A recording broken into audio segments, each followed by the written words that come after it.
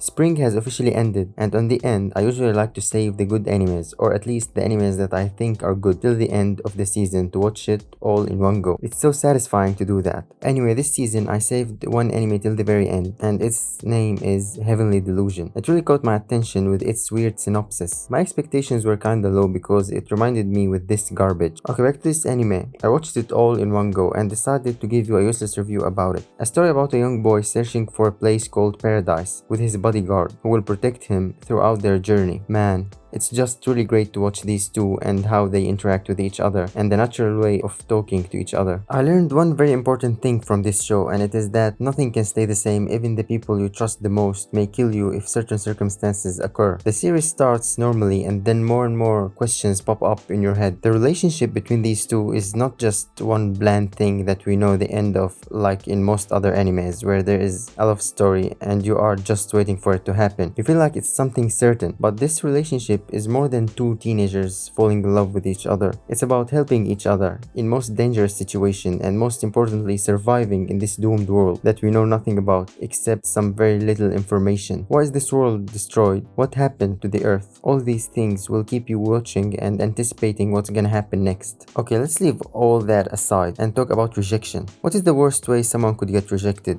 by the person who love and appreciate very much? It could be a simple word like no, that will break your heart to many pieces and then you will start your villain arc. But this rejection is one of its kind. I have never seen something similar before. Arrow loves Kyuruko, so normally he will confess to her and we won't need 3 seasons for it to happen.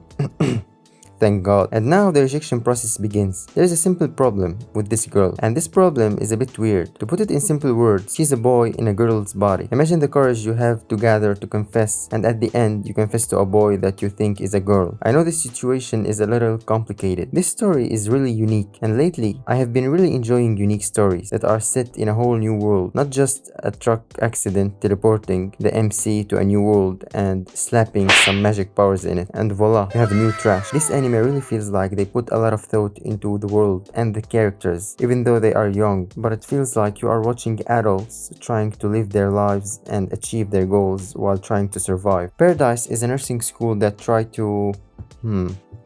I think farming children is the perfect description. They are trying to make it like a paradise in comparison to the outside world. A safe and protected environment to raise children and protect them from the outside world. Inside this place, we see a weird system. They teach children everything except sex. But of course, that won't stop them from banging each other. Okay, jokes aside, it's really interesting to see how human nature is so strong that even if you live in an isolated place from the world and have a really high education, you simply can't resist or stop the human desires. And most importantly, the curiousness of a humankind. We're very curious creatures and we have a lot of questions that might never be answered in our lifetime or maybe ever. Back to Kiriko and Maru. Their relationship is gradually getting better and it is fading away from work relationship to something a bit more personal. Maru is a simple man. He sees big boobs. He wants to touch them. Now, let's ask the important questions. The questions that no one dares to answer. Is Maru gay? Gay. Is liking Kyuruko gay?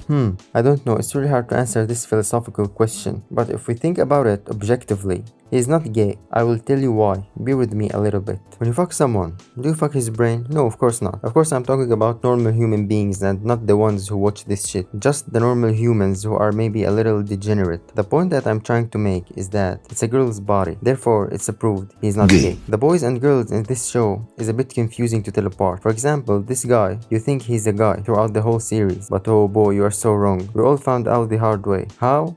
Boom, pregnant. The progression of this show has just the perfect pace. It does not rush everything or make it too long like a certain anime where the MC can expand himself like his series do. It just keeps you wanting to know more and more about this mysterious world. And I don't mean just the progression of events. No, there is the interactions and relationships. They all progress very well with the storyline. There is still the weird creatures that we still know nothing about, even after the anime ends and leaves us with a lot of questions. I enjoyed everything about this anime. The thing I like the most is a bit weird. I really liked it to watch the survival aspect and how humans behave in certain situations. Lastly, I just want to say that I never skipped this banger opening and I was listening to the extended version while writing the script for this video. Anyway, I'm really looking forward for the next season, and I am happy that I left it to the end to watch it all at once. Okay, that was all for today's video. Hope you all enjoyed it. If you did, don't forget to leave a like and tell me in the comments if you want me to talk about other animes.